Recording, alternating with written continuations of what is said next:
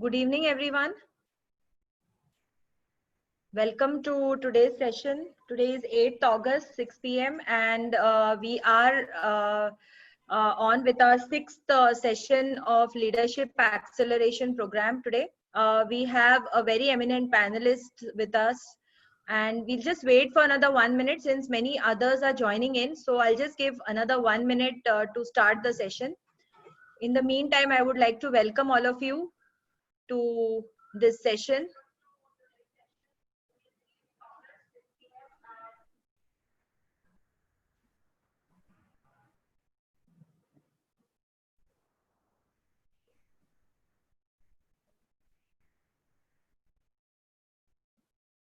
We are currently going live on Facebook on the page Triangle Global.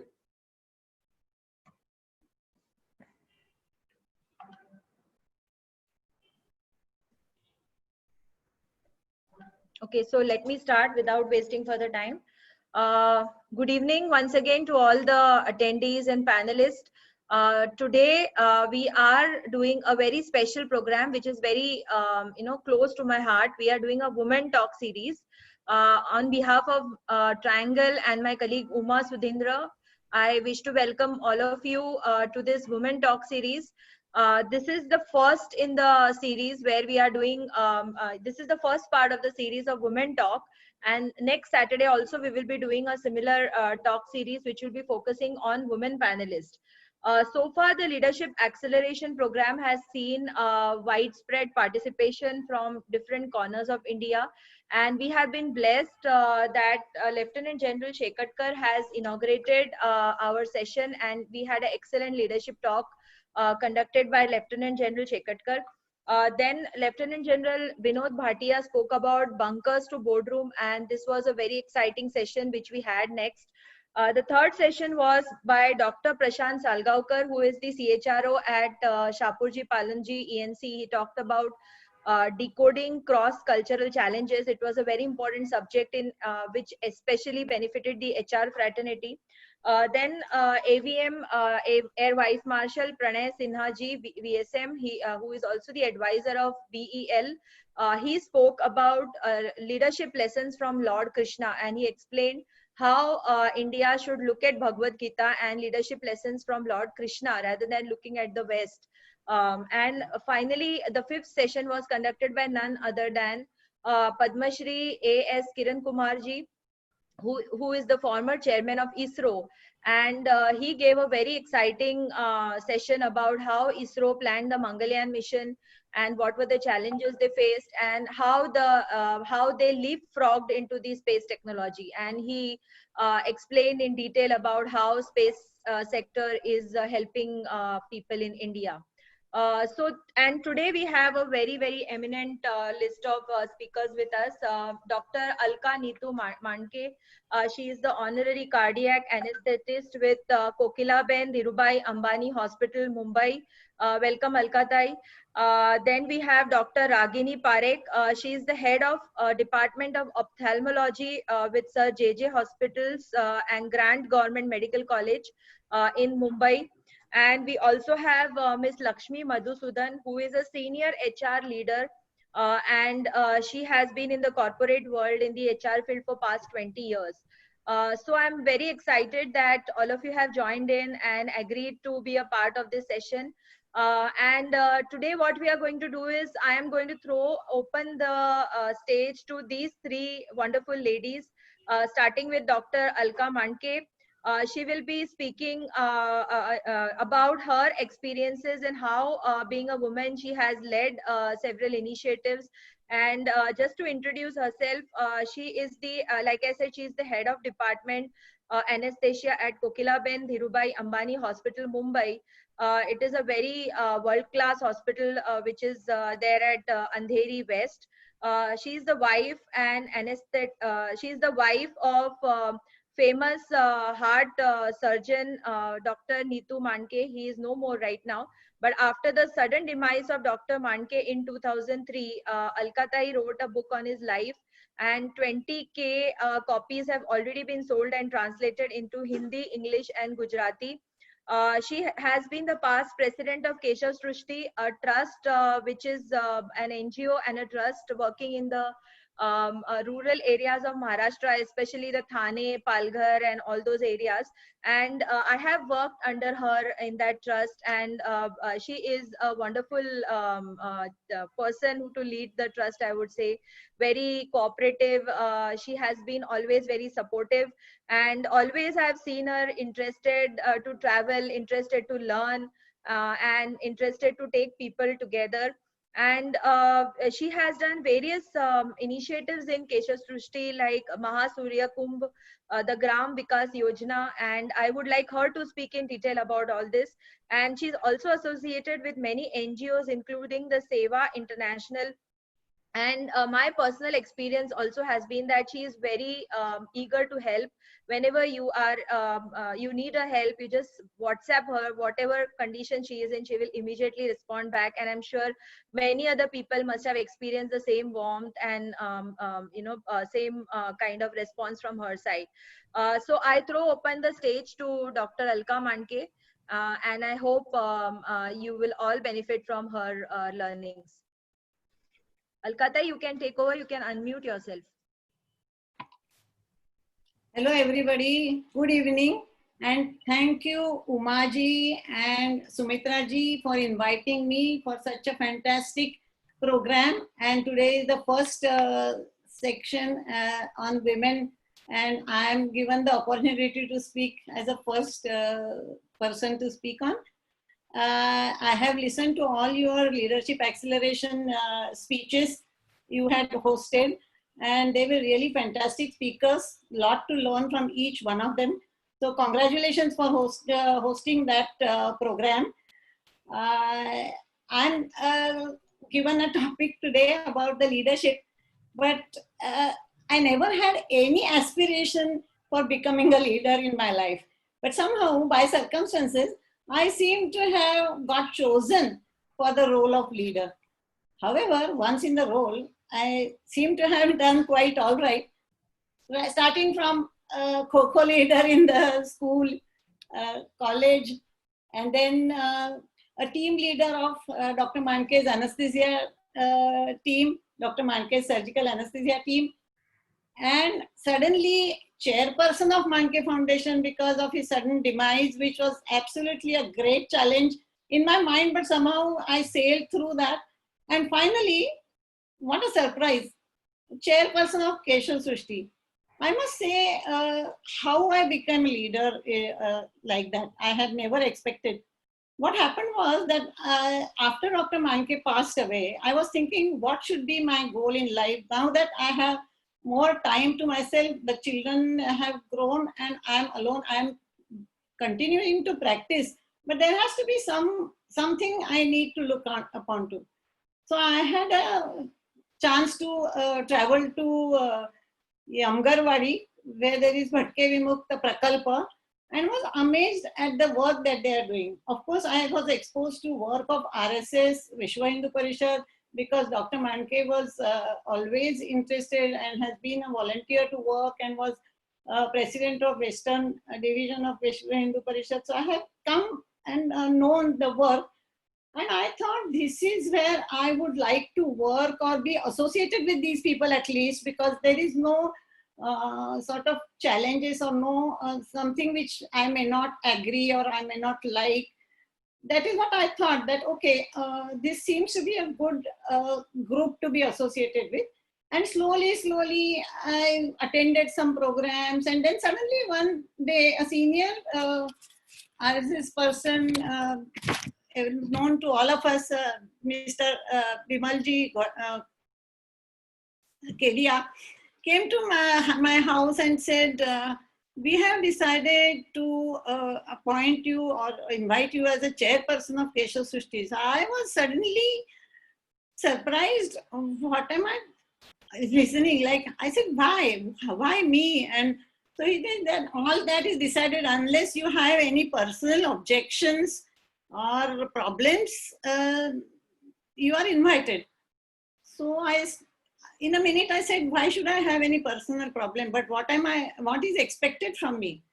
So he said, just be as a leader there and you will learn as you go. Whatever, I think you are selected for whatever you have been all this time. So I did not know what have I been all this time. But then I was given that responsibility, and I think I did quite well. Surprisingly, after 3 years of being a chairman, it was again extended by another 3 years, and those 6 years have been great life for me. I think what is a leadership? As leadership, I did not do much, but the things kept happening, and those 6 years, Keshav Srishti itself reached a very big height, and I feel very happy that I was a part of it. I don't know, being a chairperson has made any change as such, but what I would like to see is, I want to mention here what my husband was. And like, I had always impression, like here also his photography, this is my bedroom and the photograph is always there. And he is there all the time in my mind, which what happened is that I worked as anesthetist in his team, and I have seen him, apart from being a very great surgeon, he was also a great leader. And I have tried to closely emulate him after he passed away. Not that I can reach anywhere near him at all, but while in the operation theater, I had seen him. He would appreciate each person. He may fire somebody because he had been meticulous in his work and he expected everybody to be meticulous. But at the end of the surgery, he will thank everybody, and everybody's face will lighten up because Dr. Manke has appreciated my work.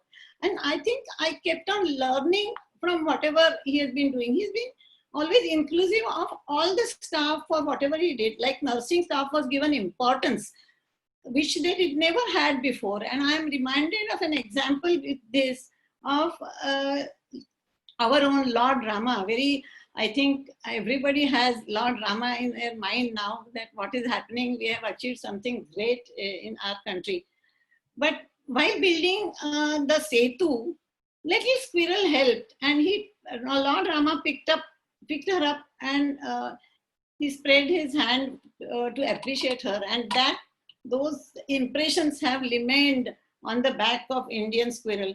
So something like that, what is smallest thing that I learned, that I think it is, we learned as a leader, we must appreciate whosoever, notice and appreciate whosoever has done a smallest thing in the organization.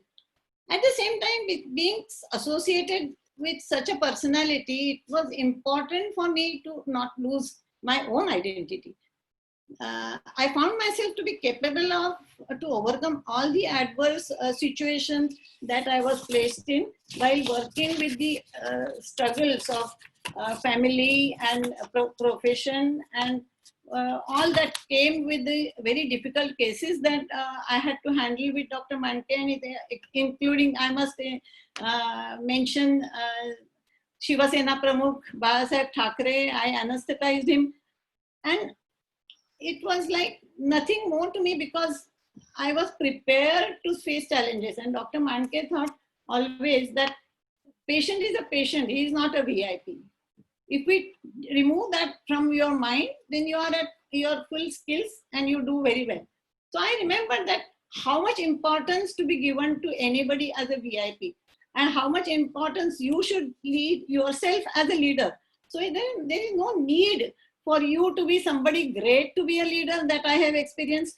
At the same time, we should not be afraid of any leader to speak to your mind. So similarly, the leader should be able to listen to what all his members want to say, where they come from. If they want to give us a certain idea, we should not ignore it. I think that is what I have. I think what is great thing is that I have been open to, as Sumitra said in the beginning, whenever at middle of the night, I have learned from Dr. Manke. However busy he was, in the middle of the night also, if somebody called and he wanted to reach to him, he would pick up the phone. He will then see whether it is important or not. Then if it was not important, he will give his mind to him. But otherwise, he will always try to help any person who requires help during 24 hours a day. And I have learned that. I cannot ignore a single call that I get about referring a patient to a particular doctor. And that is all I do nowadays. Apart from being a HOD anesthesia, more I do is I'm connected patients with doctors in Kokeravin. I don't get anything for it, but I get the pleasure of helping people. Right? For COVID, somebody is there, a young man is there in USA, and his old parents are here, and he's so worried. So I kept communicating with all three of them, and somehow they were so thankful. You feel so nice when you can help somebody. And I have an advantage because of Dr. Manke, I have come in contact with a lot of great personalities. For Keshav Srishti also, whenever there was a guest to be invited for a function, because every year there is a function, we have a Keshav Srishti Puraskar function for that. And everybody has accepted my invitation, and people feel very happy about it. I want to give a recent example. Recently, we, Keshav Srishti Green Society, have the Migraine Society, along with Migraine Society, have done a lot of COVID work for helping in all ways, like food, medical help and everything. It is phenomenal help that Migraine Society has done. And they said that we would like a talk video clip, audio clip from Amitabh ji, if you can arrange for it. And I had met Amitabh ji because he has been, I have met before. Dr. Manke had been quite friendly with him, but all that I did not know that I can approach him. But I had met him at the Kokeravin Hospital recently, 1 year back, for the 10th anniversary, and he had smiled at me and he has spoken a few words. He remembered, so I took that chance and contacted. But he was so nice, immediately reply and give an audio clip. What, you have to learn a lot from these people.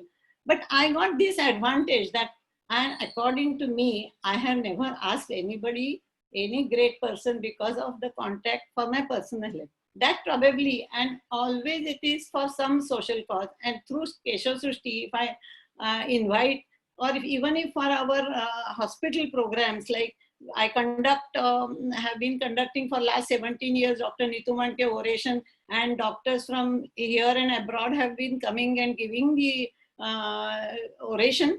And for that, I have been asking for great people as chief guests, and the people for oration also. And each and everyone have accepted. Why? Because I think it is a connection that you keep with great people.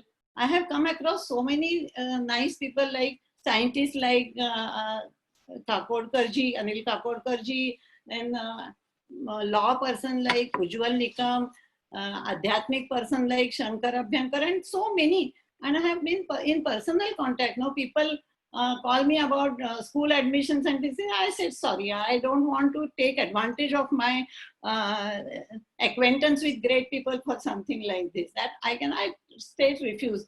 Or for example, some people ask me for reducing fees at Kokeravin. I said, that is not my cup of tea. I'm not involved in how much to be charged to the patient. So I'm involved in anesthesia, and as a patient, you ask me any help, I will ask your doctor how you are, and then I will get back to you, and maybe I'll request doctor to take a little more care, personal care. I can help up to that, but not for the. So this is what I have kept as principle, and I think two great personalities. My father, because he was a Gandhian, and as Sumitra mentioned just now about Sri Krishna advice, he has been going with Gita advice from he lived 100 years, and he has a great influence, the integrity, the truthfulness, the modesty, and everything else, to understand other person, give importance to other person, know your own faults. These all things have come from him. And having your own confidence in yourself. Dr. Manke has given me that great confidence in myself. He said, you can do anything if you have a lot of power, the strength. I think it is important that the family has stood strongly behind me all my difficult times. And that is very important. The men in the family should appreciate the work the women do. It was asked to me whether, as a woman, I met any challenges. I think the women who are aspiring for leading role, they probably have competition, and they by men it is difficult to get a woman as a boss, and sometimes we find for a smallest post to pull her down, or sometimes you see that even women are against each other.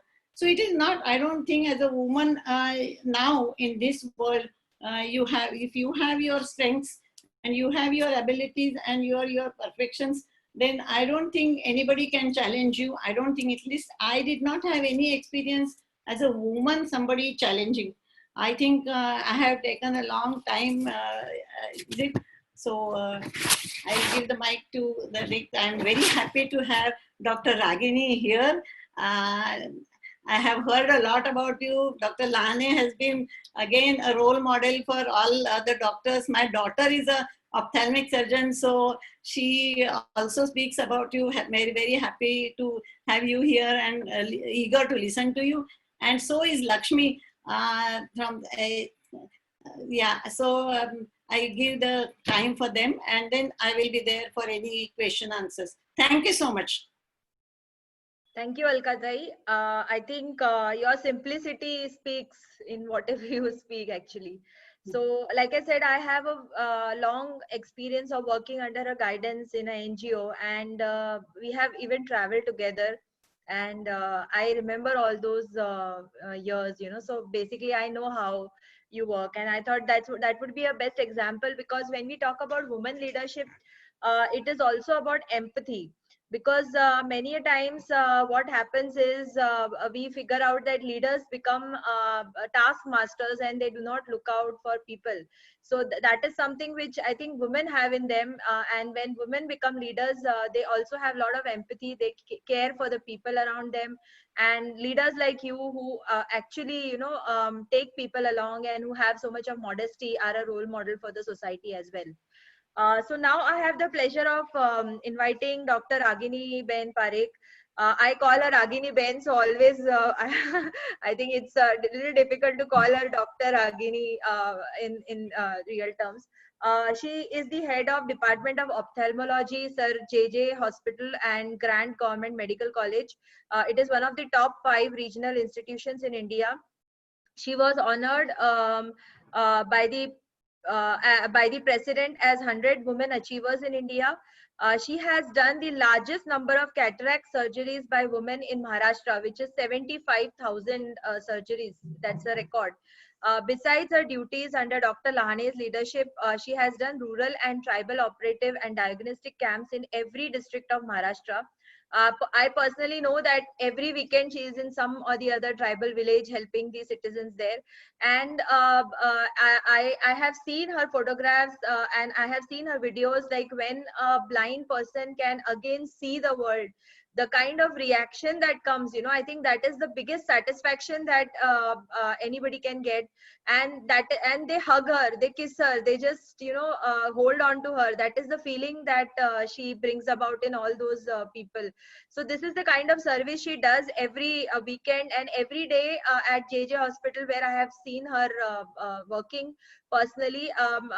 It is just flooded with people, and she takes care of each and every one of them. Whatever time it takes, she takes care of each and every patient. She has done camps for leprosy patients at Honorable Baba Amte's ashram for 17 years. She is the scientific chairperson of Bombay Ophthalmologist Association for 10 years, and she hosts the largest conference in Western Zone with national and international faculty. She has been a part of major conferences in India and abroad, and she has received various awards for community work and scientific presentations. But I'm sure, like I said, the biggest award that she gets when she does the work is the hug and the love that all these people actually give her. And she is a very warm person, very friendly person, again always eager to help whenever there is anything that is needed. I think she is there to help. And she has worked under Dr. Lahane, who is those who are from Maharashtra, I think everyone know about Dr. Lahane, the kind of work he has done and the kind of dedication he speaks about. I think I'll hand over the stage to her and she can speak about her experiences. Thank you, Ragini Ben. Thank you, Sumitra and Umaji, for inviting me. It is such a pleasure to be here and share this with Maniketai. She's such an inspiration to the ladies in Maharashtra, and I've seen her go through everything and reach where she has reached today. Lakshmi ji, it will be a pleasure to listen to you. Talking about my experiences as a leader, I never wanted to be a leader. I was a laid back, cheerful girl who did my MBBS and MS. And then suddenly it so happened that I started working with Dr. Lahane sir. And it was such a shock to see a patient who is on dialysis, whose life has nothing to look forward to. And then when he underwent his kidney transplant and when he came back to work and he said that he wants to work in the village and everywhere. So for me, the beginning was like this, that, it's like going to the village, eating some watermelon, peru, boar on the way. And it was a fun trip. Because I was born and brought up in Mumbai, and people in Mumbai may think of poverty, but till you go in the interior and the rural areas, that is when it strikes you that what poverty actually is. To see people, like when I did my first camp at Kolhapur, and when the food was served, they didn't bother about their eyes or anything. It was all about the food. They never thought ki hamari aankh kharab ho jayegi. And from there, the passion to start work in the rural area, and it all started. When I started working with Dr. Lahane, I had a senior, and they were doing a large amount of surgeries. And suddenly, my senior left. So there was a vacuum where Dr. Lahane sir was doing 70 surgeries. He was doing 70 surgeries. The camp had reached a particular level, and I was doing 5 surgeries. I wouldn't be able to reach that level. And I always questioned myself. And then Lahane sir told me, no, you can do it.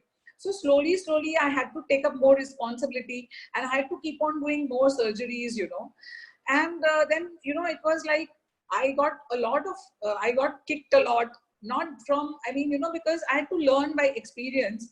And slowly, what I did was that, did I have a book to fall back upon? I had sir to fall back upon.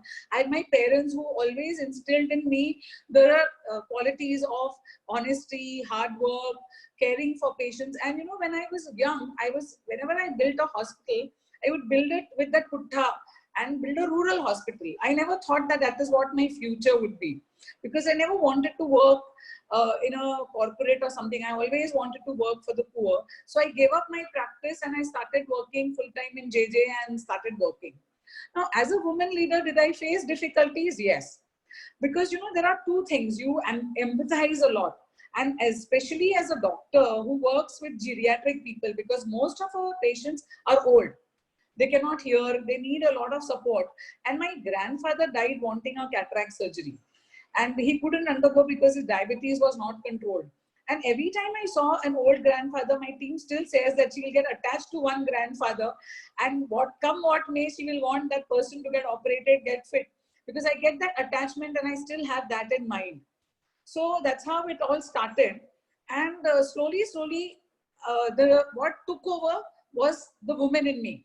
Because all women have natural nurturing instincts and empathy, the care, the warmth, because that is how you are brought up. I was brought up in a large Gujarati family where we learned to share from the beginning, never said that this is mine.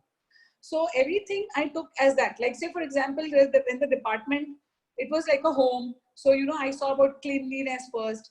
I would go and tell the nurses that please see to it that, that our patients get good food, fresh food, they get good clothes, please get the wards clean. So I looked at it in that way, So that's the advantage of being a woman, because you have empathy, you have nurturing instincts, and you are meticulous and you plan well. Because if you see a normal woman, she's a leader.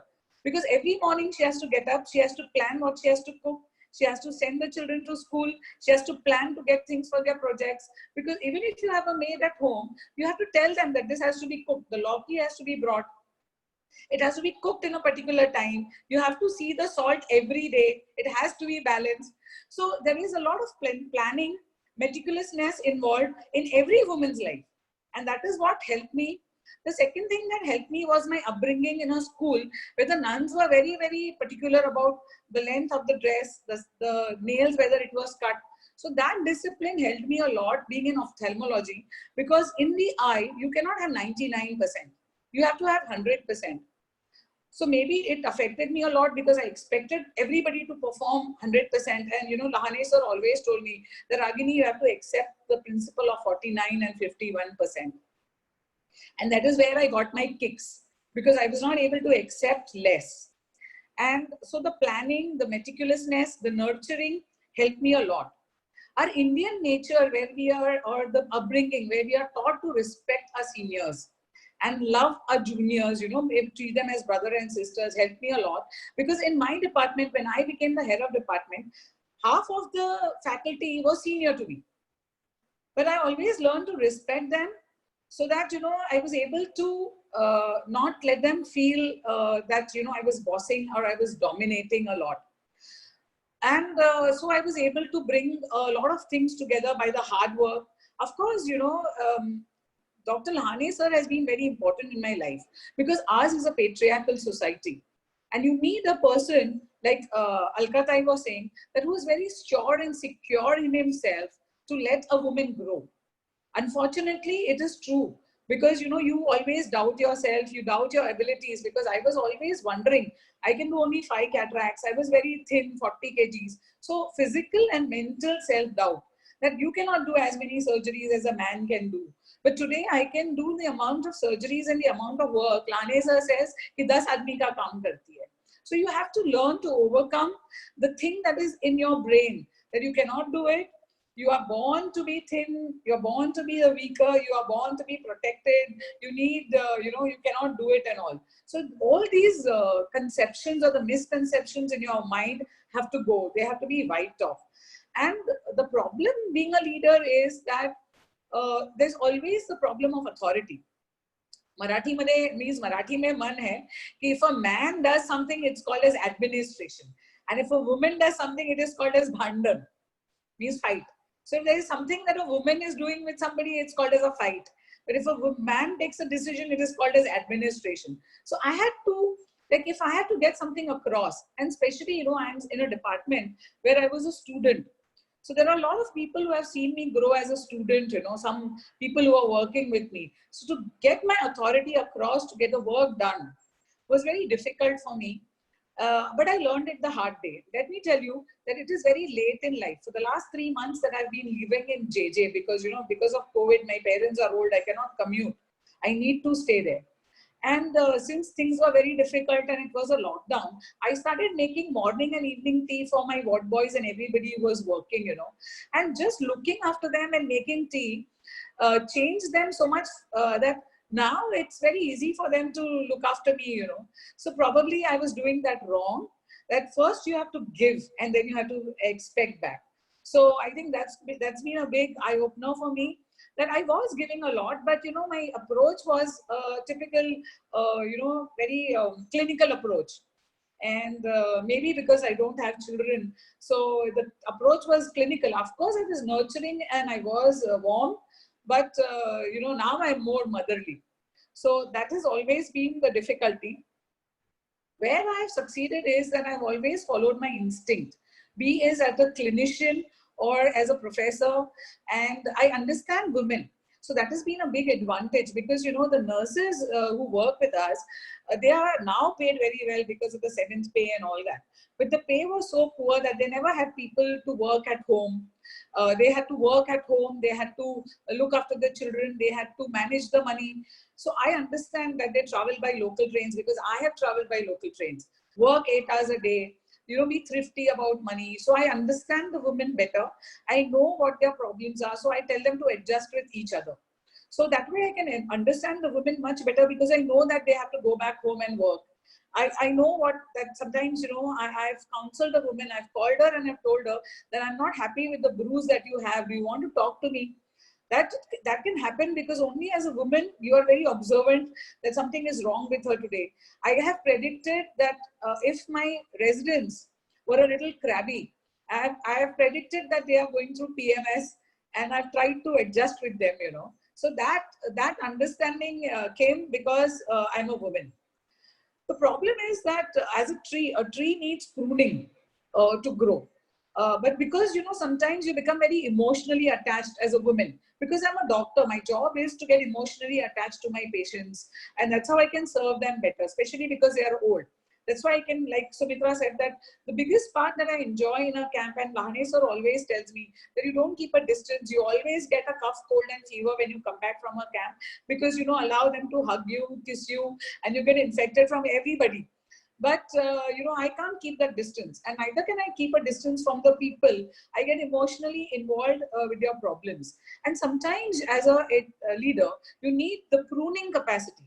You know what is to be cut down. You know, you should know when to be harsh, because it has to be a carrot and a stick. And that is where sometimes as a woman, if you get emotionally involved, you need to learn how to detach yourself slightly, step back, because you have to look at the growth of the organization first, and then the people.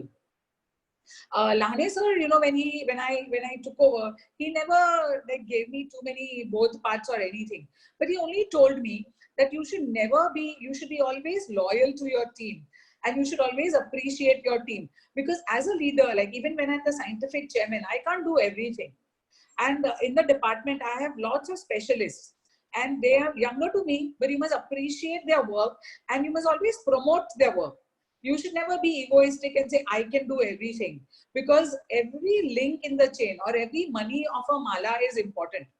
And if one bead breaks, the chain breaks. So that's what I learned from him, that I never talk bad about my team. I motivate them. I, you know, always appreciate them, and I try to help them. Okay, if some department is not working, what are their problems and how I can help them grow. Sometimes, you know, I feel very bad, because I feel I'm a traffic policeman, you know, sending cases from one to other, and I'm not growing personally. But it is important that if the department is growing, then you grow. So you have to accept that as a team leader, sometimes you may have to put yourself last, and then you have to think about yourself last. But you do have to think about yourself, because if you are not happy, you cannot make your team content. So whatever is bugging you, you need to bring it out. You need to voice it. You have to, and you have to be very, like, you know, you have to set up very high standards about how you talk, how you behave, what your ethics are. They have to be 100%. They cannot be 99%. Especially I work in a government department, my ethics regarding patients, because you have to be so perfect that if you expect your residents or your students or your ward boys to do something, then you have to give your 100%. You cannot sit at home and say that, no, you have to be available for the patients, you have to be available for them, you have to be available, you have to be accountable for your actions. That's what I learned. The only two things important in life are to be accountable. Everything that happens, your decisions, if you don't admit a patient, the patient may die. If you don't take a decision to operate a patient, the patient may lose the eye. You have to be accountable, and you have to be extremely responsible, and nothing more than an eye operation theater to know what responsibility is. Because in case you goof up, or if you're not 100%, if you're not feeling well, then you will make a mistake, and you will have 10 patients getting infection. So the leader has to be the most accountable of the lot, and you have to tell them, okay, go ahead and do this. I'm responsible for this. I'll cover for you. I'll look after you. You have to let your team grow. So I think basically I had very good inspiration from Sir, the people that he worked with, the people that I met with him every day, the real good ethics and the hard work. Being a kidney patient today also, like he has undergone a kidney transplant, working, you know, it was so shameful that he used to never get tired. And I used to feel very ashamed to say that main thak gayi. So that sort of mentors are very good, and it has made me a very good leader. You know, I was brought up in a community where they were not educating girls. So had my father not educated me, you know, had he not understood the importance of education, I would have not been able to sit here. So it's very important to be good, responsible parents and leaders, because you have to, till your children are 18, you have to guide them. It's only after that that they may take their own decisions. But if my father had not motivated me to study and told me the importance of education, I would not have been here today. So you're not independent as a leader. You are not independent as a woman. It's all interconnected with each other. And I think that women do need more chances. And like Alkatai said, that sometimes, you know, when I'm making a scientific program, the list of operating surgeons are more men. And the list of awardees are more men. So I always tell myself and I tell her that no, women are very good surgeons and we must include more women in our program, give them a chance. And you know, unfortunately, there is a women ophthalmological society because they don't get a chance to grow on their own. So I think we as women need to motivate more women. More women are coming in because in my department, every year there are 12 admissions and there are only 3 or 4 boys. So women are definitely growing. We need to help and support each other. We need to accept our faults, learn from our faults, forgive ourselves and go ahead. Thank you, Sumitra. Thank you for this opportunity. It was wonderful listening to Alkatai, and like you said, her simplicity is phenomenal. Yeah, thank you, Ragini Ben. Very inspiring. I think your journey has been very inspiring. I have seen it personally also, like I said, and I can't agree with you more than even when I talk about my own father, he has been the one who has actually, you know, taught me. And then my husband has also supported me a lot. So basically, whenever we become leaders or when we progress as women, I think the support from the family is very, very important. And also we always look ahead to some role models, and if there is an opportunity to work with people like Dr. Neetu Manke or Dr. Lahani, then I think the leadership skills are nurtured, the confidence comes in the women also, and there is more acceptability also in the society. And third thing is there may be many more people who have worked with them, but then the way you both have, you know, taken their learnings and helped the society is something which is really something which we should look ahead to. And I hope many people will get inspired that we may be associated with many such people, but then how many of them have the ability and capability to, you know, take all their learnings and apply that to real life. And this is something very inspiring, I think, from both of you. Thank you so much, Ragini Ben. Thank you. Thank you, Now, Sumitra. now I'll come to my third panelist. She is Lakshmi Madhusudan. I again know her for past 15 years or so. I think we started knowing each other as she was my client, and I met her first time when she was in HSBC. I think around 14 or 15 years ago, I guess. And over the period, we have been in touch professionally, and I have always got inspired by the way she handled all the people around her. And I have always seen her working with so much of energy, whatever time of the day it may be. She has been always very vocal, very supportive, and highest levels of professional ethics is something which I can tell about Lakshmi. She is my friend, but over the periods we have become friends, but then we have always kept that professional touch in our relationship. And that is what I really admire about her, that how she has kept the balance between professionalism and personal side.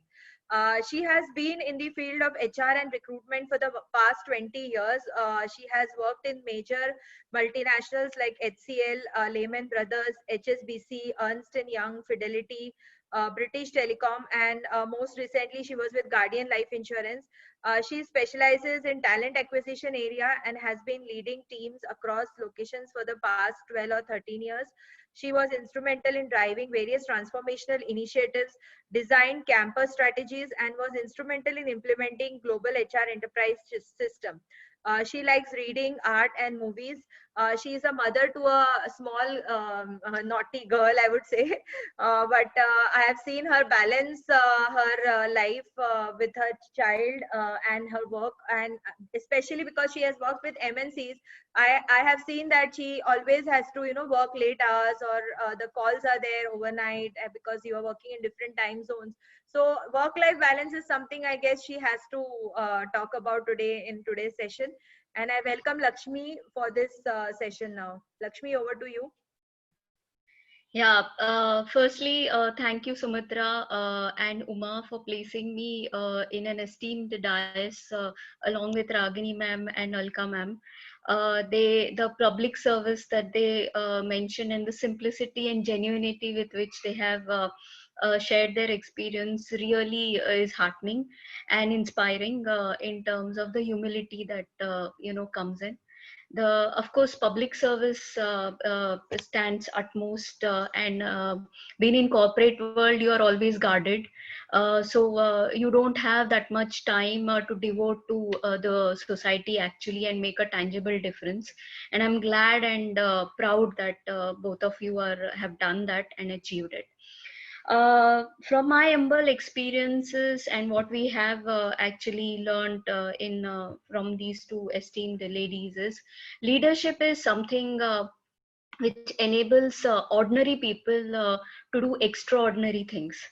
And being a woman, as both the panelists has mentioned, grooming, inspiring comes very naturally, whether it was a household work or whether it is a boardroom. A women leader brings a lot of authenticity, practicality, and genuinity to the table. Also, thanks to all the senior ladies, and right from ancient time to the 20th centuries, and very recent, have paved way for all us women entrepreneurs and leaders, and they have made our work more easier. And of course, now with any now it's a non-debatable fact that women have equal intelligence and creativity as male counterparts, and also that we bring to the table an additional compassion and organized leadership than the men. I would like to share, my experiences and how I have dealt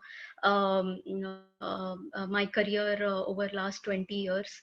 Of course, like Alka ma'am and Ragini ma'am, I never thought I would become a leader in HR. I was a microbiologist. I have also done a few internship research with TCR, and getting into management and then getting into HR was absolutely a stroke of luck. The few nuggets I would share with you are the five major pointers. One is start building resilience, self-confidence, and courage right from the beginning. If you think there is no harm if you don't want to be career oriented and you just want to be a homemaker, it's fine. But if you have a resolve to do big in corporate world, you need to from day one start building resilience, confidence, and courage. I was a campus recruit. I was an only child, and my posting, the first assignment from HCL was in Chennai. I mean, I was not born. I was born and brought up in Bombay, and it took a lot of convincing with my parents to actually send me there and give me permission to go there. Once I was there in Chennai, all alone, independent, the financial independence was, really flattering. And of course, you could send some money back to home, which was again, empowerment. But second year within my job, I tasted failures.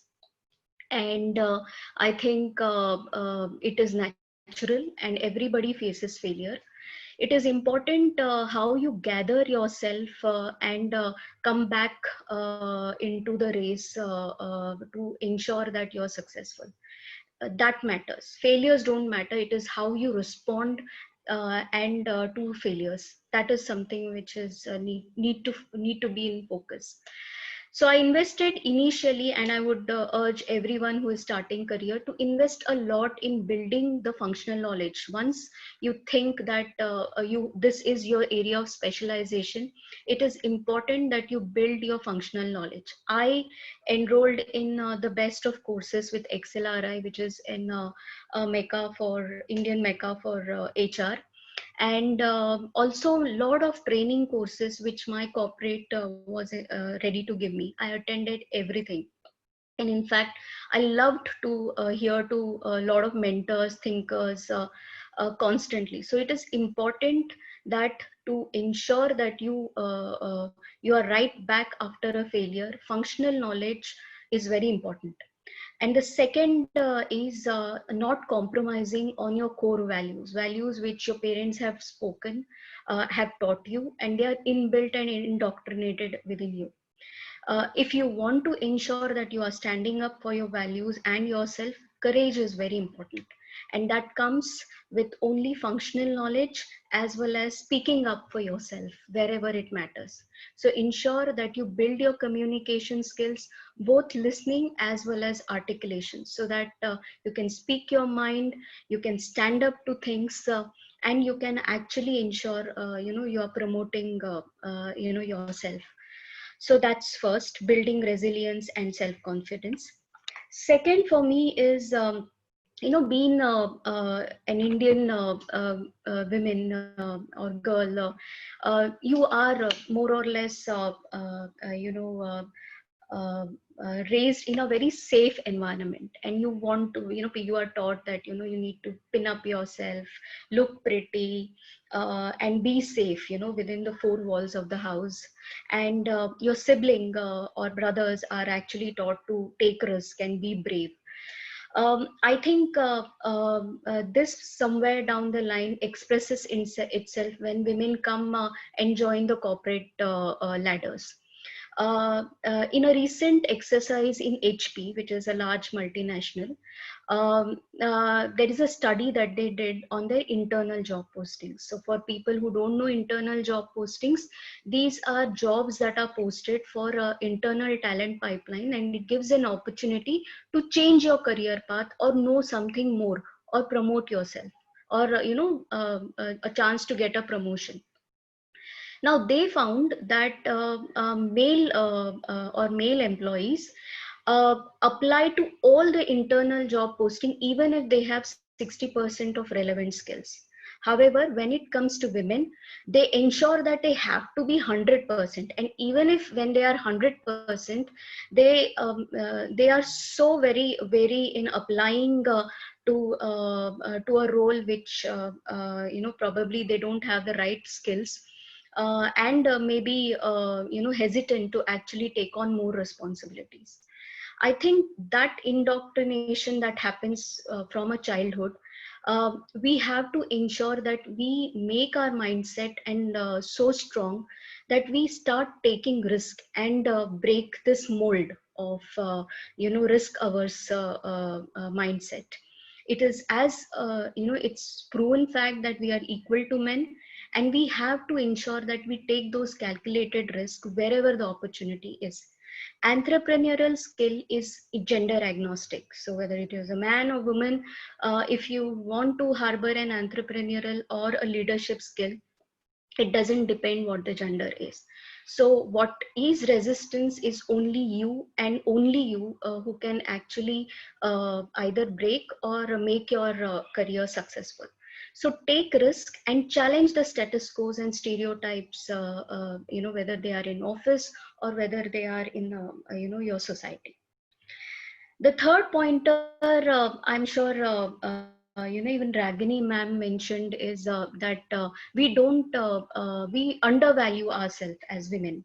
We don't actually take the pat openly that you have achieved something and all. And I have seen also, in fact it was a problem with me unless I got a very good mentor. uh, I never used to take credit, for my achievements, whether it was an individual achievement or as a team achievement.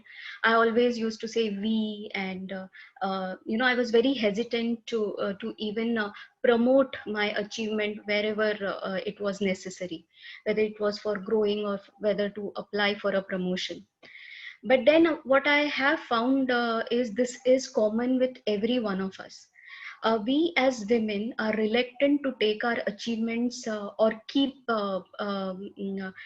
expecting that somebody will find what the achievements we have done and give us the reward.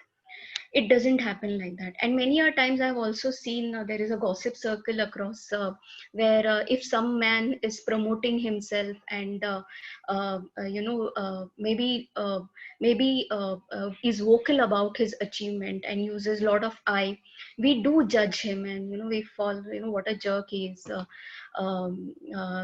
He can't be bragging and blowing and so much vulgarly self promoting himself. But if when that man gets that promotion, we generally go into that self victim mode and take a high moral ground. Oh, I didn't brag myself, I didn't self promote, and that's the reason I didn't get promotion. Well, that self victimization and should stop. There is no need for having self pity. If you haven't done it, you haven't done it, and that doesn't depend upon anyone else but you. That you have not taken opportunity of right situation, and you have not been there to actually enlist what you have achieved. So don't undervalue yourself. Wherever required, pat yourself and ensure that you use I when you are actually self promoting yourself. Nothing, no harms in doing that. So that's the third one. um, Fourth pointer is in fact common trait globally. I have found not only with Indian women, the ability of proving you to be a superwoman is that syndrome is so common, and it actually binds all the working women across. You want to be called as, oh, my mom takes care of everything. Oh, I can take care of house, family, cook a good meal, and go to office, take those late night calls and all. Firstly, I think we all suffer from something called as inner invincible angst as women.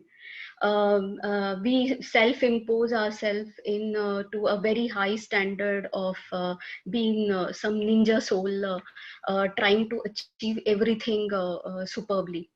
I think, and when we can't achieve, we go in a self guilt spiral that I couldn't stand to my and guilt that I couldn't stand up to the expectation of my children, my husband, my parents, my in-laws.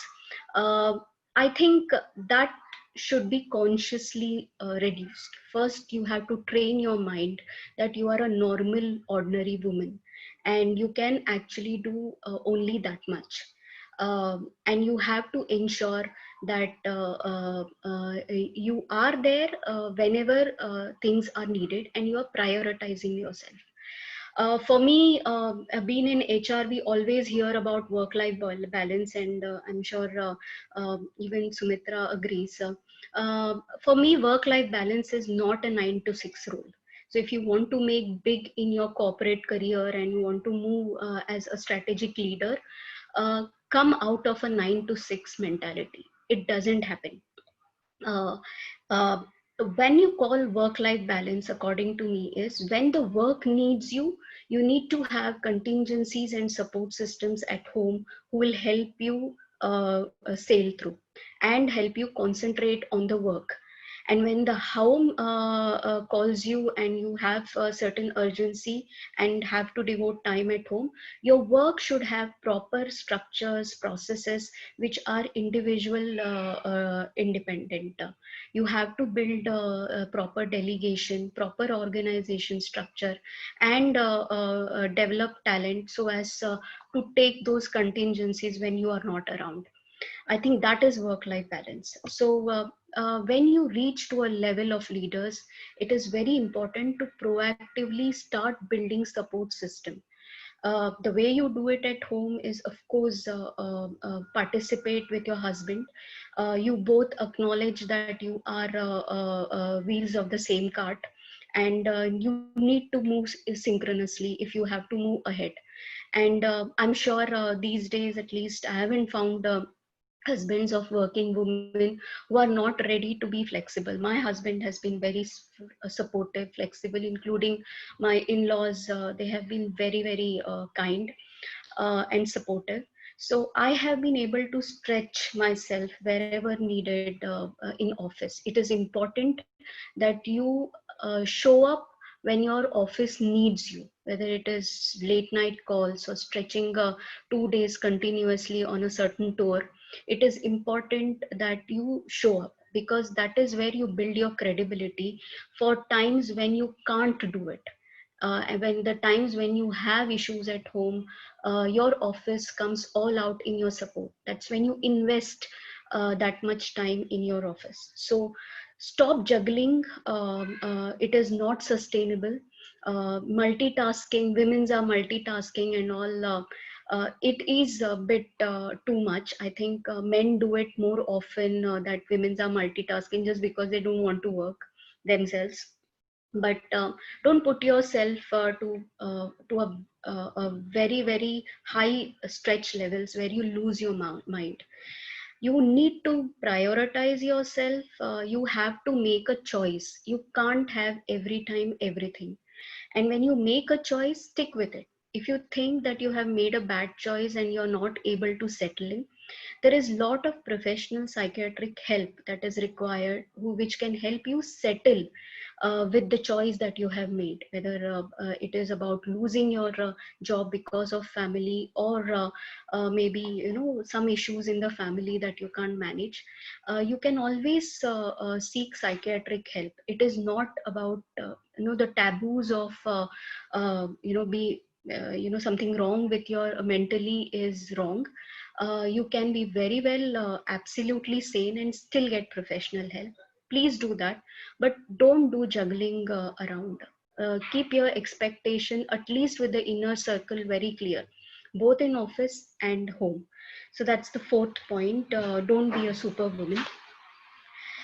The last but not the least, I think it's very proven with the kind of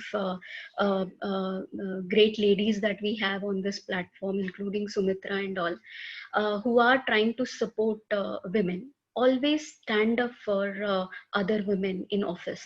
There are many times because we have got a very established life, we don't understand what the other women go through. They come from a very different societies and context. Their probably their pressures are very different. You need to ensure you support those women who cannot stand for yourself for themselves. For example, being in HR, it is very you come across the resistance that leaders show on hiring women employees. For example, there was just an offer that we had issued for a software engineer with around 3 to 4 years experience, 27, recently married. uh, 1 month after we had issued the offer, where she has resigned from her other organization, she reaches out to me and says that she's pregnant. Now, immediately she is, of course, very scared, because she has already resigned. She doesn't have a job, and that she doesn't know if this particular new company would actually support what she's doing. What I did was to give her comfort immediately, and said that, of course, the company will support her all medically from day one.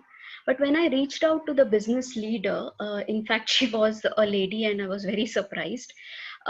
She said, withdraw the offer, because it's an integrity issue. I was very surprised and let down as women, because knowing fully that many a times becoming pregnancy and other things are very personal, and you don't know generally, and when you are a young newlywed, already you are in so much pressure, and to just as a functional leader, just because you have a authority, you say that, okay, you want to withdraw. I stood up to it, and I said, even if I don't have, it's not my pay grade to resist it, but I will not withdraw the offer, as I'm heading a functional unit, and I have to ensure to do what is right. It went all the way till my strategic leadership, and of course I was very much supported by my HR head, who was a lady herself, and a huge mentor for me. We went all out in explaining the contingencies, what the headcount have, getting special approvals on the headcount if she was going for a 6 months leave after she had come. but I ensured that the offer withdrawal doesn't happen. I think there are many times where you have to stand up for other women, whether she's your maid, whether it's your sibling, whether it's your friend, or anyone. You have to support women. So finally, I think I would like to really end this. End my share with a quote of Mary Kom, who is India's pride and a boxing champion. She said, "People used to say that boxing is for men and not for women. I thought I need to show them someday. I promised myself and I proved it." I think this is the essence that every woman who decides to be ambitious and who decides to reach high goals in her life should have within herself. Even today, I think we are just 5 to 8% of representation in global in all the in boardrooms of all the big companies. And it's long way to go, whether it is an Indian woman or a global woman. It has to be acknowledging the fact that there are values that we bring to the table, and it is of a huge difference to organizations. Hopefully, and I'm a very positive person by heart, hopefully with the diversity and inclusion practices which are growing in lot of corporates, where they are selectively hiring women entrepreneurs in boardrooms, and women leadership at strategic levels. Hopefully that diversity turns into more and more women in the decision making role. Thank you so much, Sumitra, for giving an opportunity to me. Thank you so much. Yeah, it was a wonderful session, Lakshmi, and you're a great speaker. I would like to say that. And you gave us very good insights about several aspects of women leadership and how women can balance their life, especially when they are working in the corporate world as well as managing the family. We also have Uma with us. She is my partner, so I would request Uma to say a few words about her idea about women leadership, maybe a couple of lines, and then we'll take up the Q&A session.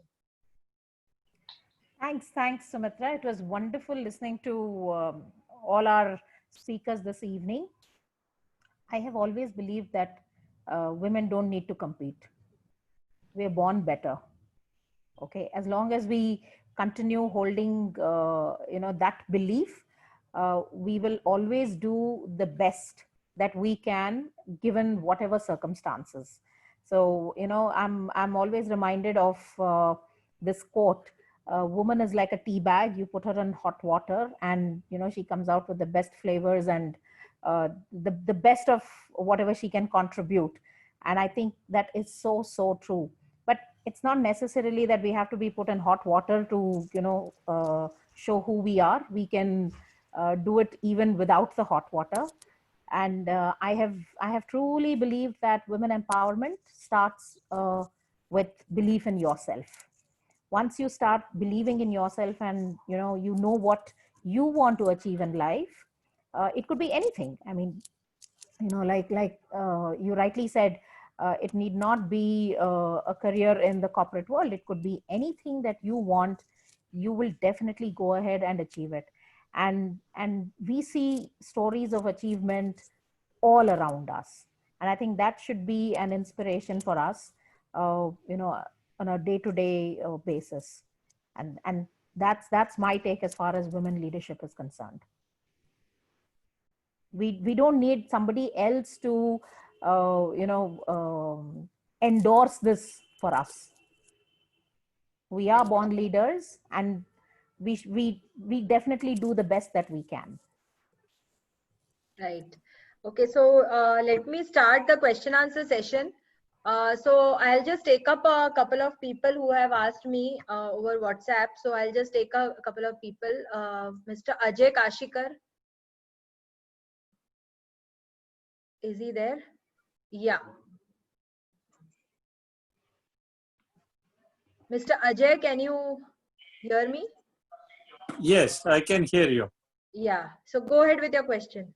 Yeah, my question to Dr. Ragini. Yeah, I would request you to first introduce yourself in one line and then ask the question. I am Ajay Kashikar. I am from Pune. I am into the IT field for last 30 years.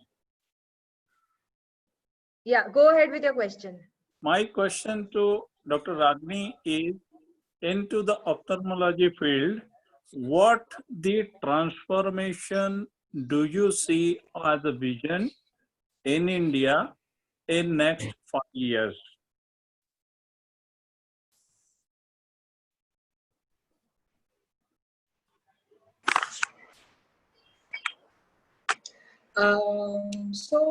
Ophthalmology is a very rapidly evolving branch. And it has evolved so rapidly that when I joined, we were not putting lenses. Then we were doing surgeries with stitches. Now we are doing phacoemulsification. So every day, and especially the industry, the IT industry, the machines. So they are evolving every day, and every day things are becoming more and more expensive. I will tell you the changes that I have seen. It's not only the women, but we as Indians have always considered ourselves as secondary citizens, And we've always thought that in all the other fields, people are much better than us. Over the last few years that we've been traveling, we've been shocking the world, because the other people, I won't name which countries, but they've always thought of themselves as superior, better than us.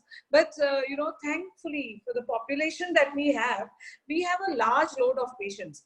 We lack in publishing data and everything, because so much of our time, I see 500 patients 3 times a week. But I'm not able to publish the data because I'm doing so much of clinical work. But because I keep seeing the same type of patients again and again, when I look at a patient, my team always tells me that she'll look at a patient and say that he is seropositive, be careful. Because I know how the patient looks like. So we are very meticulous, we are very hardworking, we are artistic, and we've developed very good skills as far as surgery is concerned. We have very good indigenous companies who are trying to develop the technology that the Americans or the Germans are developing. Where we lack in is, we always suffer because sometimes we may find that our product is not up to par. So we as an industry, we need to build that up. And we also need to change our mentality, our own mentality, because we offer our patients upper imported lens daltune. And the Indian companies that are there in ophthalmology, the 2 big companies are selling lenses to 156 countries in the world. Whereas we are selling our patients imported lenses. So our mindset needs to change. The world has become a smaller place. So we can afford the technology. We are building a lot of technology. We are offering the patients our best. As far as cataract surgery is concerned, where it's the full stop, and now there won't be development beyond phacoemulsification, but things are changing. The younger generation is adapting. One word of caution to the younger generation is that they want everything very fast. Like if they go into practice today, they want a Mercedes tomorrow, and that tendency to make money may affect the patients. Rome was not built in a day. So, I learned so much from my teachers. I listened to them. I was very hardworking. I was patient that I will be able to learn cataract surgery stepwise. I always thought about the patient and not myself first. So all these needs to change. We need to inculcate in our students the value of the patient first and not the need to race very fast. So that may prove to be very difficult. I'm very happy that the education system is changing, because I find that my students may not agree. There may be a lot of adverse comments, but I must tell this, that I have to teach them. Sometimes they laugh at me when I hug and kiss a patient. And I tell them that the patient becomes better only by the hug and the kiss. Your knowledge comes secondary. And Manke madam will agree with me that my anesthetists have always told me that when I'm soothing a patient, the patient's BP actually falls. And I'm able to operate a patient. So we are very good. We are very good with technology. We are at par with the world. We are getting more and more technology. It's becoming affordable to our patients, and we will grow with the world. So I don't think we are going to be lacking in anything in that way. Yeah, I agree with you because in ophthalmology or vision, I registered my 4 patents, even though I'm not from this industry. But Wow, yeah, congratulations. yeah, I did a lot of research onto the myopia. That is where I get attracted. And that's what I ask you the question that what would be the vision for next 5 years? Because this is slowly growing into the modern It's growing. country. It's growing. It's going to change every day. And I really thank you for doing research. We lack in it. And I think we, as I've already told you, that we need to support our own people. And I think that, the platform that our Honorable Prime Minister or our people are now coming to is Make in India, Use in India. So I think hopefully it will work out. Okay, thank you, Ajay ji. We have to move on to the next question. It is Air Vice Marshal Pranay Sinha ji.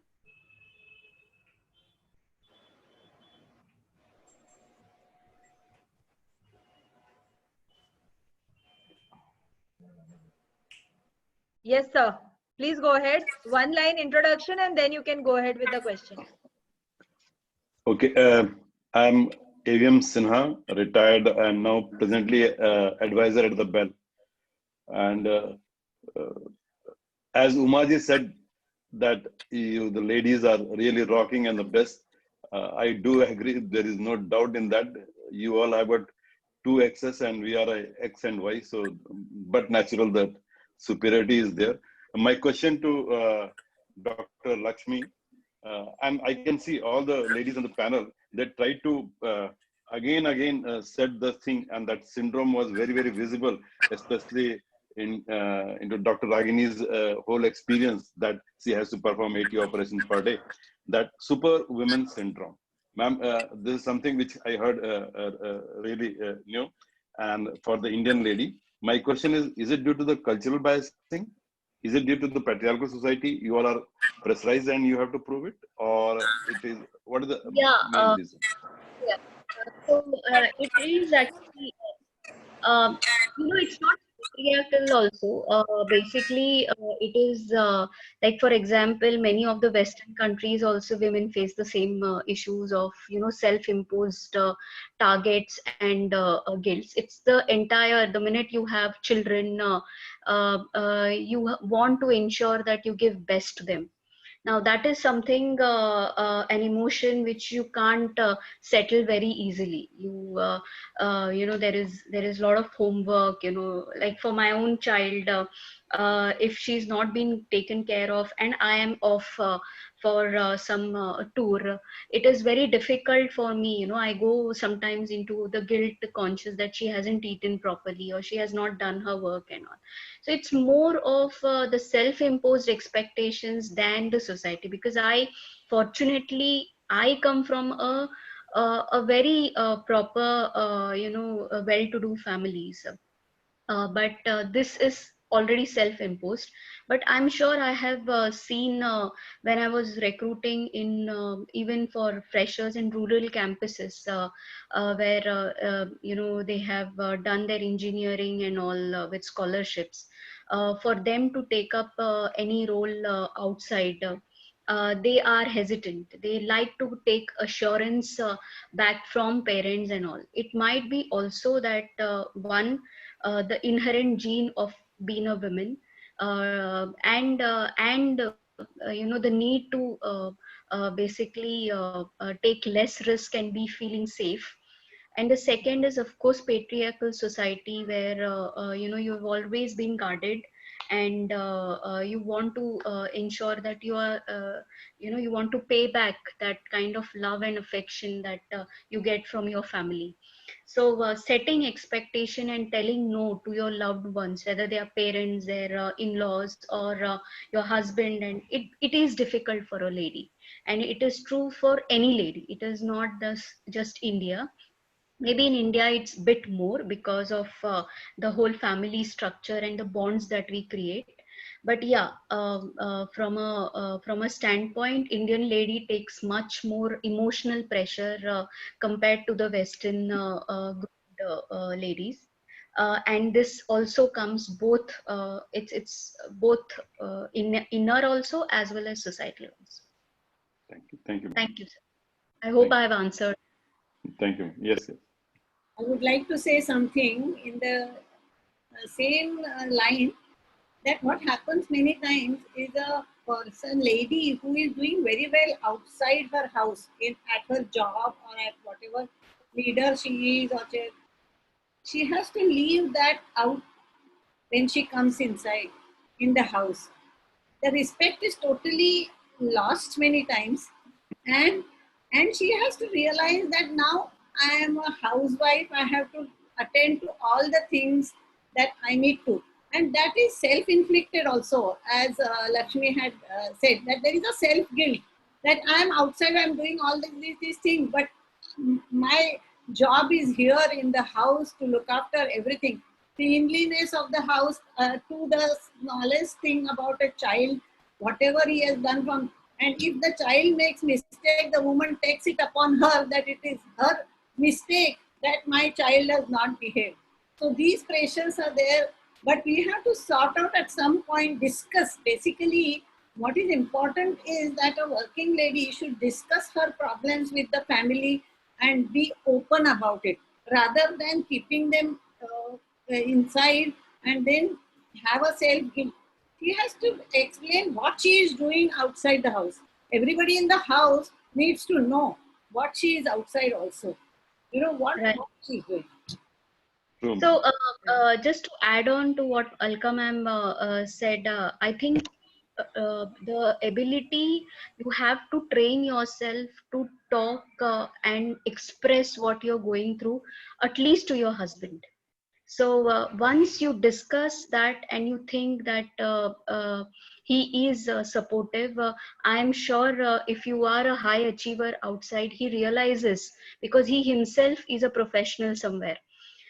So mostly many of the time men do realize, but if they don't, then you need to ensure that you find contingencies and support system. Don't then go into a self guilt spiral that you were not able to cook a big meal. If somebody says some small judgment within the family or anything, don't take it to heart and just spiral around it. It is very important that you maintain your emotional balance when it comes to work as well as home. And when you can't, just prioritize whether you want to really work or whether you want to be at home. Also get, it is very important to get professional help when you think that you can't sort out. Even I have done many a times in my life. I have gone to a counselor. I had very good mentors, I was able to resonate, and they were able to guide me. So speak to people, as Alka ma'am says, speak to people, get professional help, but don't endure it. The minute you endure it, it will actually show up on your children and family, and both at work as well as. Again, I would like to say something like, being anesthetist, I am doing a very stressful job. If the life is in our hands. I was in London. I was doing a registrar job, and I had 3 children at home. And in London, you have to look after everything. And we changed places from one place to other, and every time there was a break in my service. Of course, 3 deliveries also there was a break in service. So whenever I used to go back to work, especially in foreign environment, although our experience, I must say proudly, that Indian experience of an anesthetist is much better, and you are very safe anesthetist for any situation. That is another thing that we have learned, and I stood first in MD, and I had all that experience with me. But in spite of that, when I was working there, suddenly I used to forget. I used to suddenly forget something, and then I used to be so stressful. So one day I was in tears. What is happening to me? So I went, as you, Lakshmi, you said, I went to a counselor without telling anybody. He said, when you go to work, go 15 minutes early. Quietly sit and say that, leave aside whatever is happening at home at present. be in the present of work environment. You will remember everything. Don't be worried. Very, very correct. You know, it was a stressful situation. If I make a mistake, I will be behind bars or whatever. That medical defense union will ask me questions. So it was a very worryful situation. Right. Ragini Ben, Thanks, yes. Chetan. I would like to say, I would just like to add that, you know, it's not the society or something. There are some practical aspects. For example, if you take the recent times, we have a maid at home, a cook at home. It's not possible. I had to stay in JJ for 2.5 months, and my mother was here alone, 80-year-old, knowing that I can cook for her, I can look after her. But it's just not possible because duty calls and the house calls. So these are practical aspects which are going to stress out a woman. And more so, I would not like to point out, it is because the way you are brought up, the girl is more responsible at home. So what you need to do is you need your boys to learn things at home, to take responsibilities, which I think that the newer generation, I mean, Sumitra will teach Setu that he needs to be independent, which was not taught to my brother, you know. But my brother has learned in this 3 months to wash vessels. He was telling me I'll cook, but this has never happened before. So it's not the question of society or community. In India, men earn and women look after the home. Because we started going out, these problems have come in. And they are really practical. It used to hurt me every morning getting up and thinking that my 80-year-old mother is washing, cleaning, cooking at home. And I lost weight because it was driving me crazy. So it's going to happen. You have to somehow or the other. And this time it was not possible to get a maid or anything. It was just not possible. I have a follow-up question on this actually. Generally what we see is there are many women who are very successful, say after they do their MBA or they start their business, but later on they do not actually continue with their work. They leave it midway, and we see a lot of campaigns. Being in HR, I see that, you know, there are a lot of women hirings which happen when they say that, you know, we are giving a chance to women to come back into the business or come back into the work culture again.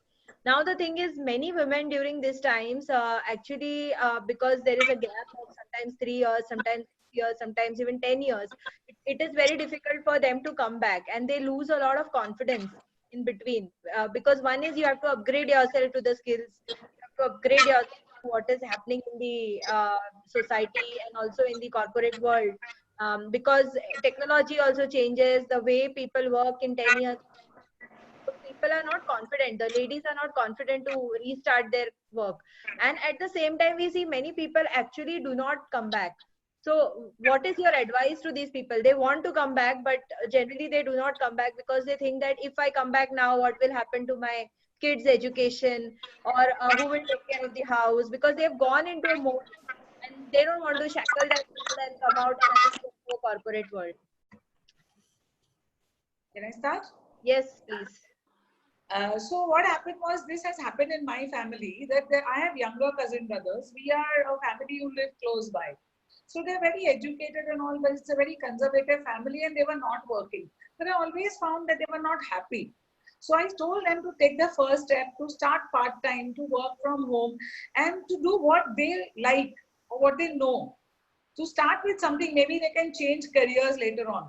So one of them started, you know, because it was very easy. They were teaching their own kids. They started teaching part-time and now they've branched out into other things. So what I would advise them is to at least start part-time. You know, the family may not, because everybody is so dependent on you being around all the time. The first question that I used to ask home when I came home is, "Mummy nahi hai?" So that's what, everybody is dependent on you. Everybody is used to you being there, giving their things and everything. So it's going to be very difficult for the family to adapt that you are not going to be there at the back and call. So first that has to be tackled. The family needs to know that you're going to be away. And if you're guilty about that, you can start with 1 or 2 hours and then build up over. The most important thing is that allowing you to work allows you to be financially independent. And that's a very, very satisfying thing. My father is well-to-do. My brother is well-to-do. I don't need the money. I'm very simple. I'm a government doctor. I work in the camps and all that. But, you know, being financially independent, especially because I'm single, has given me such a lot of security that I can do what I like. And being not only being a woman and not being the essential breadwinner gives me such an advantage of not being tense about the money I bring home, you know. So I would tell them, please start, take the first step. Do what you like, start with anything at home, but start.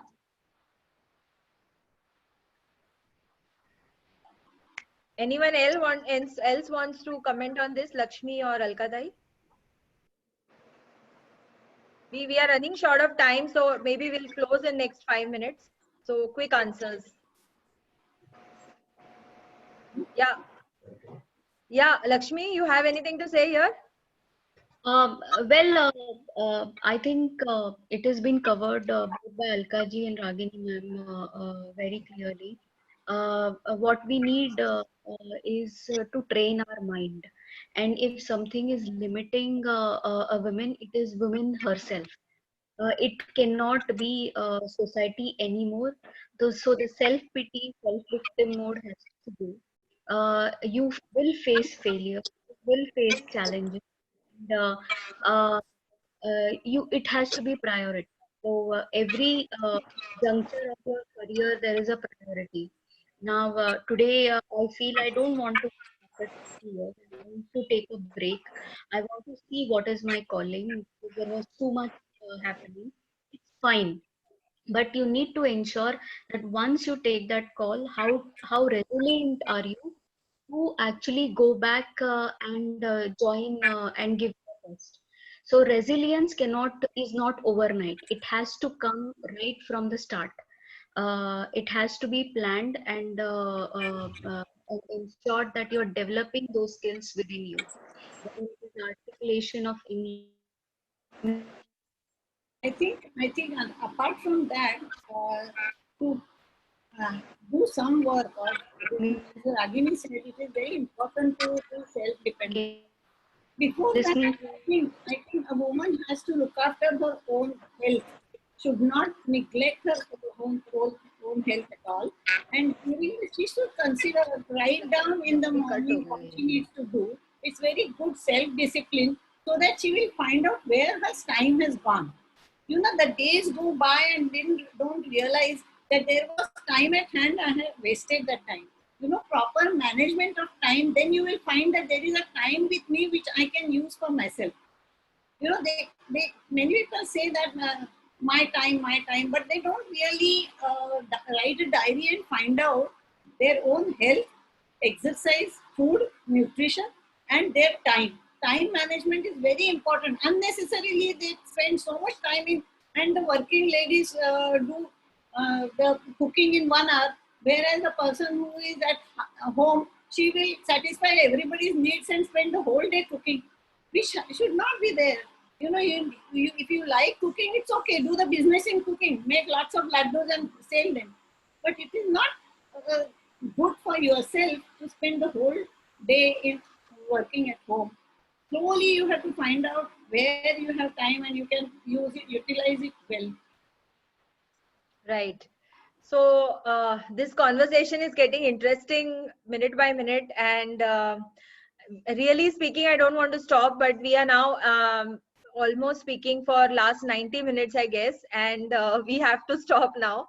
So thank you all so much for agreeing to speak to me and take this conversation ahead. It was indeed very nice speaking to all of you. You have given some great inputs to all the listeners here and answered some very important questions. I'm sure this conversation will reach a lot of people, and especially women will watch this and they will really take insights and inputs on how you three ladies have made your life successful and how you have emerged as strong persons and strong leaders in this world. And it has been inspirational. And next week, we are again doing a women series, which will be part 2 of this. And Uma and I, we are trying to get in some people from the law enforcement agencies and services background, and mostly we are getting, we are trying women from these 2 areas. So, and it is 15th of August. So we want to, get people who are serving in the services or who are working in the law enforcement agencies like police and all. So basically, we will try to have a panel of such ladies who have dedicated their lives to the national security and the security of the people of India. So we are planning for that. On 22nd of August, we will have Mr. Augustus Azaria, who is the HR leader from IBM, and he will be talking about skilling mostly in the post COVID-19 area. That will be again beneficial to a lot of people as to how they can resurrect their careers or how they can do reskilling in the days to come. And probably we'll have one more session in August to end this series, because we started this in the COVID phase in July and August. Every Saturday I have promised that I'll be doing one such session, and so far we have today completed 6 sessions, and we will be doing a few more sessions probably on 15th, 22nd, and the last one I think is 29th of August. So the first part of this series we are planning to do accordingly, and this is a part of our leadership acceleration program, which Triangle has recently launched, as we have completed our 20th year of business. And I want to thank each and everyone who has joined in today, and also all the panelists for making it so interesting and agreeing to do this for me. I hope you all have also enjoyed speaking to us at this forum, and we look ahead to many more such sessions in future with you all. Thank you so much, everyone, and you can reach out to me on sumitra@triangleglobal.com. Yes, Looking Alka. forward to your further session. Thank you. Thank you. Thank you. Thank you. Thank you, Uma. Thank you, everyone.